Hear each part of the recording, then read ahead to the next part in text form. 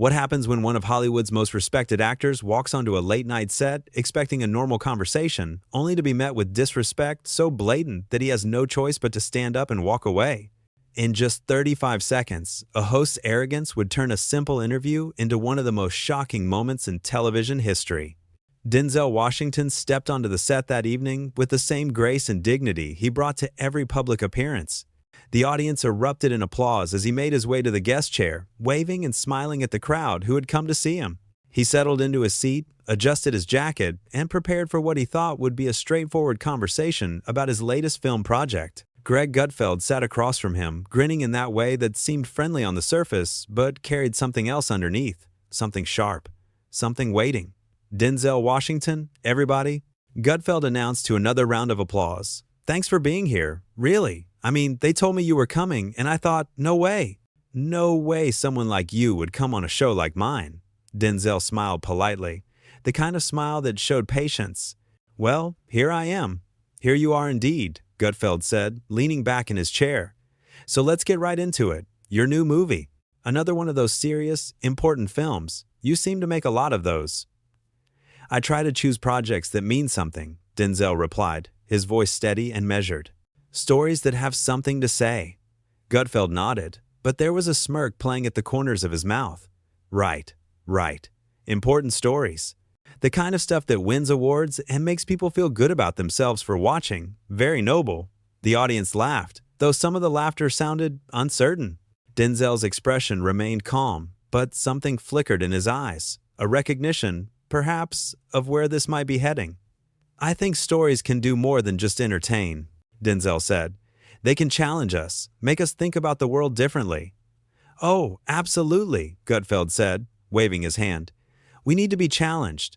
We need Hollywood to tell us how to think. I mean, what would we do without actors explaining the world to us regular folks?" The sarcasm was thick enough to cut. Denzel shifted slightly in his seat. "I don't think that's what I said, but it's what you meant, right?" Gutfeld pressed, leaning forward now. "Come on. You guys make these movies with these messages, and you want everyone to watch and learn and change their minds about things. Isn't that the whole point?"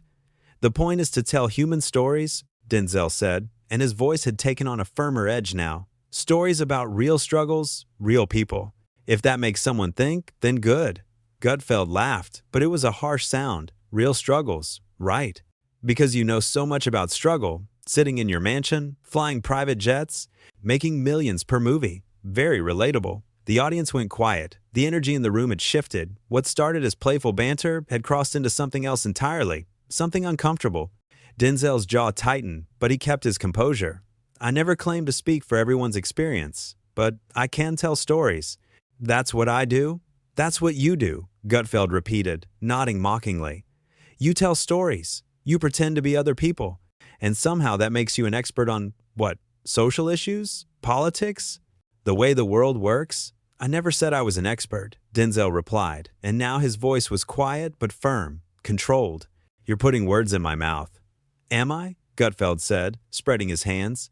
"Because it seems like every time one of you Hollywood types does an interview, we get a lecture about how we should think, how we should vote, how we should live our lives. And I'm just wondering, what makes you qualified to tell anyone anything?" The disrespect was no longer subtle. It hung in the air like smoke. Denzel sat very still, looking directly at Gutfeld with an expression that was impossible to read. The audience seemed to collectively hold its breath. "I'm qualified to have an opinion, just like anyone else," Denzel said quietly. "Just like you." "Oh, I agree," Gutfeld said, grinning wider now. "But see, I'm honest about what I am. I'm a commentator. I talk for a living. You're a pretender. Literally, that's your job. You pretend to be people you're not. So forgive me if I don't take your opinions about the real world all that seriously." Denzel stared at him for a long moment. The silence stretched out, thick and heavy. When he finally spoke, his voice was calm, but there was steel underneath. "I think you've confused having a platform with having a right to be disrespectful." Gutfeld laughed again, but this time it sounded forced. "Disrespectful? I'm just asking questions. Isn't that what journalism is?" "Journalism requires listening," Denzel said, "and a certain amount of respect for your guest. Neither of which seems to be happening here," the audience murmured. Some people shifted uncomfortably in their seats. Gutfeld's smile faltered for just a second before returning, harder than before. "Oh, come on," Gutfeld said, waving dismissively. "Don't be so sensitive. This is a conversation. I'm engaging with you." "You're not engaging," Denzel said, and now his voice was rising slightly, still controlled but with more force behind it. "You're performing. You're trying to score points with your audience by taking shots at me, and I came here in good faith to talk about my work." "Your work," Gutfeld said, and he actually rolled his eyes. "Your very important work. Tell me something. Do you ever get tired of being so self-important? Of acting like everything you do matters so much?" That was the line, the moment where something fundamental shifted. Denzel's expression changed, not to anger, exactly, but to a kind of cold clarity, a decision being made in real time. "You know what?" Denzel said, and his voice was suddenly very quiet, very calm. "I don't have to sit here and listen to this." "Oh? Here we go," Gutfeld said, leaning back with a smug expression. "Can't handle a little pushback? Going to storm off like a diva?" Denzel stood up, slowly, deliberately. He reached up and removed the microphone, clipped to his lapel with careful, precise movements. The entire studio had gone silent. Even the crew members had stopped what they were doing to watch. "This isn't pushback," Denzel said, looking down at Gutfeld. "Pushback is intelligent disagreement. What you're doing is cheap, it's mean-spirited, and it's beneath both of us." Gutfeld tried to maintain his grin, but something had shifted in his eyes. A flicker of uncertainty. "So, you're just going to leave?" Very mature. "I'm going to leave," Denzel confirmed, placing the microphone carefully on the chair, "because staying here and letting you disrespect me would send the wrong message. It would tell people that this kind of behavior is acceptable, that someone can invite you into their space and then mock you, belittle you, and dismiss everything you say, and you're supposed to just sit there and take it." He turned to face the audience, and when he spoke, his voice carried to every corner of the room. "You don't have to accept disrespect from anyone. I don't care who they are or what platform they have. Your dignity is not negotiable." The audience erupted, not in laughter or polite applause, but in genuine, thunderous applause. People stood up. Some were cheering. Gutfeld sat frozen in his chair, the smile finally gone from his face, replaced by something that looked almost like shock. Denzel nodded to the audience, a small acknowledgement of their support, and then he turned and walked toward the exit. His steps were unhurried, confident. He didn't look back. Gutfeld found his voice, trying to regain control. "Ladies and gentlemen, Denzel Washington, everybody." Guess he couldn't handle the heat. But his words fell flat. The audience wasn't listening to him anymore. They were still applauding Denzel as he reached the edge of the stage. Some were calling out words of support. One woman shouted, "Good for you." Denzel paused at the threshold, just for a moment. He turned back, not to Gutfeld, but to the audience again. He gave them a small smile, warm and genuine, and raised one hand in a final wave. Then he was gone, disappearing through the exit and into the backstage area. On stage, Gutfeld sat alone, trying to laugh it off. "Well, that was something. Guess some people can't take a joke, right?" But nobody was laughing with him. The audience had gone quiet again, but it was a different kind of quiet now. Uncomfortable, disapproving. The crew members were looking at each other with raised eyebrows. One camera operator shook his head slowly. Gutfeld cleared his throat, shuffling the note cards on his desk. "Okay then, moving on. We'll be right back after this break." The commercial break music started, and the moment the cameras cut, the spell was broken. The audience began talking among themselves, voices rising in animated conversation. Many were still looking toward the exit where Denzel had disappeared, as if they couldn't quite believe what they'd just witnessed. Backstage, Denzel was already walking down the corridor, his security team falling into step beside him. His expression was calm, peaceful even. He had made his choice, and he was at peace with it. One of the production assistants hurried after him. "Mr. Washington, I am so sorry. That was completely out of line." "We had no idea he was going to." Denzel stopped and turned to her, and his expression softened. "It's not your fault. You did your job. I'm not angry at you or anyone on the crew. Can we do anything?" she asked. "Get you anything? Just point me to the exit," Denzel said with a gentle smile. "I think I'm done here." She nodded, looking embarrassed and sympathetic, and gestured toward the door at the end of the hall.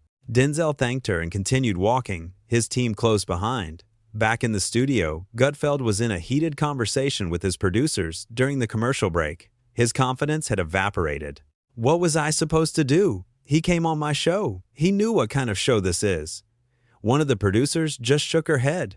That crossed the line, Greg. That wasn't funny. It was just mean. It's called having a spine, Gutfeld shot back, but his voice lacked conviction. I'm not going to kiss up to celebrities just because they deign to appear on my show. There's a difference between not kissing up and being hostile, another producer said. And you know it. The break was ending. Gutfeld straightened his jacket, ran a hand through his hair, and forced his smile back into place. The cameras came back on. Welcome back, he said, but his energy was different now, deflated. That was, certainly an eventful first segment. Let's move on to our next topic. But the damage was done. The moment had been captured, recorded. It would spread beyond that studio, beyond that night. People would talk about it, debate it, analyze it.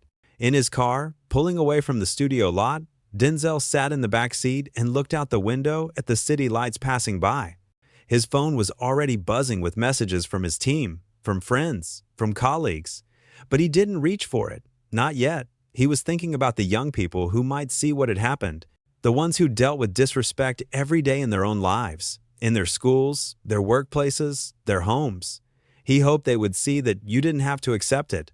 That walking away wasn't weakness, that protecting your dignity was a form of strength.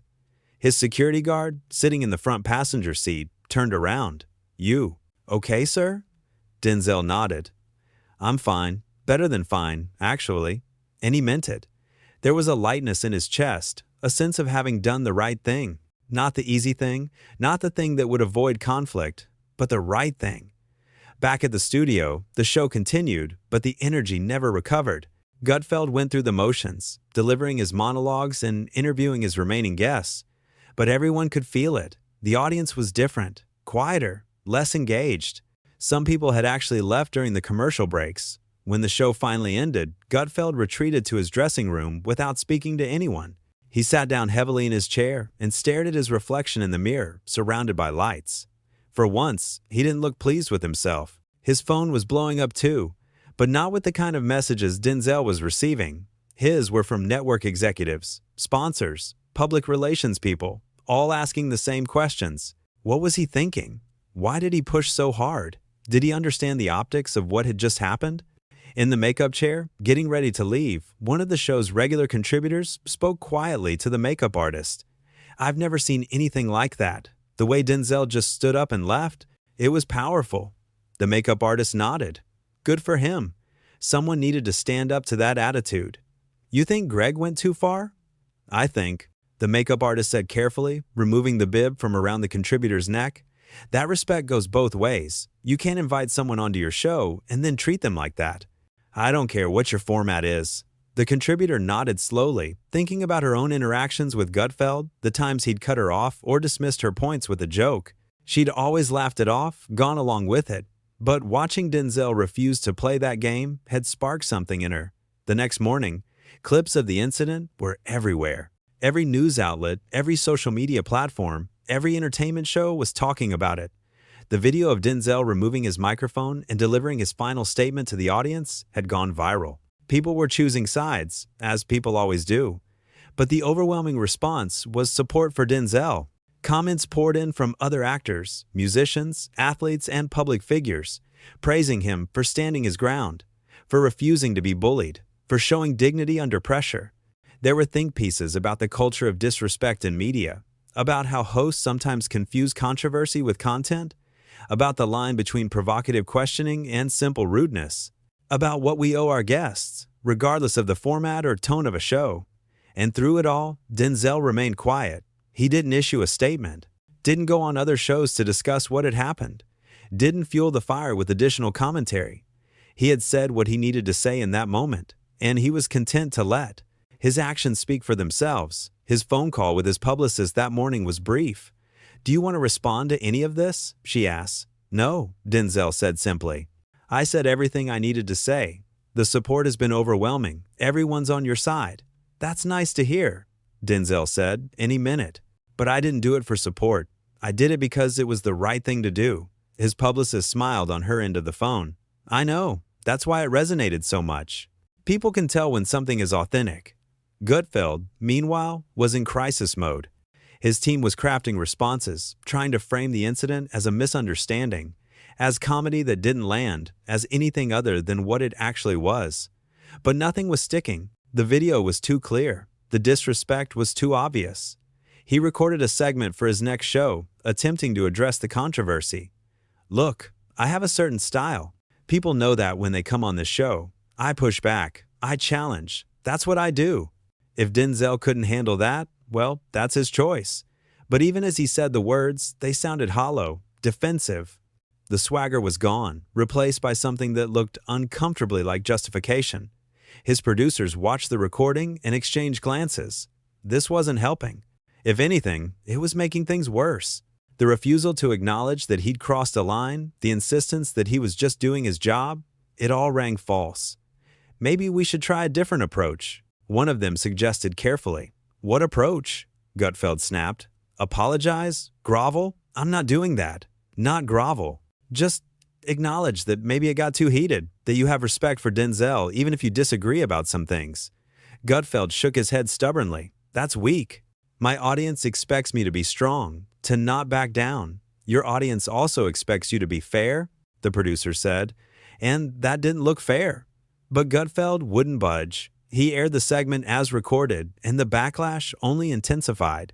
Now he wasn't just the host who had disrespected Denzel Washington. He was the host who disrespected Denzel Washington and then refused to acknowledge it. Meanwhile, Denzel was at home, having dinner with his family. His wife asked him if he regretted walking off. Not for a second, he said. The only thing I regret is not realizing sooner what kind of interview it was going to be. I could have saved everyone some time. His daughter, sitting across the table, spoke up. I'm proud of you, Dad. My friends are all talking about it. They think what you did was cool. Denzel smiled at her. It's not about being cool. It's about knowing your worth, about understanding that you don't have to accept being treated poorly, no matter who the other person is. A lot of people don't understand that, his son added. They think they have to just take it, especially if the person disrespecting them has power or status. Then hopefully, Denzel said, seeing someone walk away will help them understand they have that option too. Days passed, then weeks. The intensity of the coverage faded, as it always does, but the impact remained. Denzel's choice became a reference point. When other celebrities faced similar situations, people would invoke his name. Pull a Denzel, they'd say. Know when to walk away. For Gutfeld, the incident became a stain that wouldn't wash out. His ratings took a hit. Some sponsors pulled their support, and while his core audience remained loyal, his ability to book high-profile guests suffered. Publicists remembered, they talked to each other.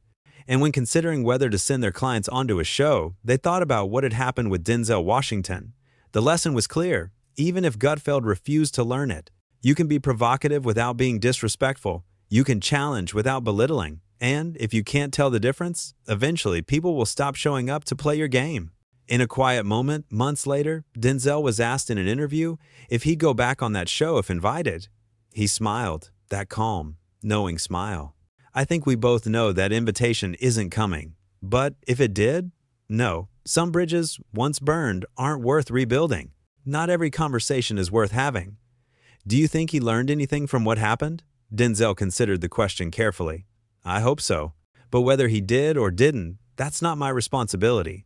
My responsibility was to myself and to anyone watching who needed to see that you can stand up for yourself with dignity, that you can refuse to participate in your own diminishment. I think I did that. He had. In that moment, standing up and walking away, Denzel Washington had done more than just end a bad interview. He demonstrated something fundamental about self-respect, about the power of simply refusing to accept unacceptable behavior.